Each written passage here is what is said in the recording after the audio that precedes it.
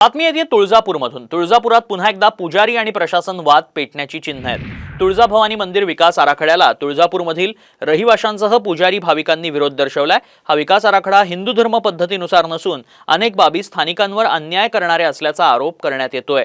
जिल्हाधिकाऱ्यांनी विकास आराखडा रेटून देण्याचा प्रयत्न केल्यास आंदोलन करू असा इशारा पुजारी आणि स्थानिक नागरिकांनी दिलाय। लवकरच एक शिष्टमंडळ घेऊन कलेक्टर साहेबाला भेटणार आहोत। त्यामध्ये आम्ही हीच मागणी करेल, विकासाला आमचा विरोध नाही, विकास व्हावा, पण तो विकास गावाच्या विरोधात नसावा, तो गावातच असावा।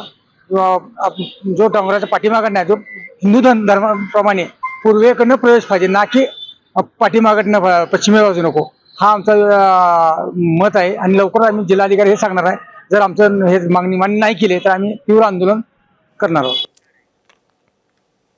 बातमी येते पालघरमधून वाढवण बंदरासंदर्भातली। वाढवण बंदराचा संघर्ष आणखी तीव्र होण्याची आता शक्यता आहे। उद्यापासून 3 दिवस भूमिपुत्रांनी लाक्षणिक उपोषण पुकारलंय। केंद्र सरकारसह राज्य सरकारनं सुद्धा वाढवण बंदराला मंजुरी दिली आहे। त्यामुळे स्थानिक भूमिपुत्र आक्रमक झालेत। भूमिपुत्रांनी आंदोलनाचा पवित्रा घेतलाय।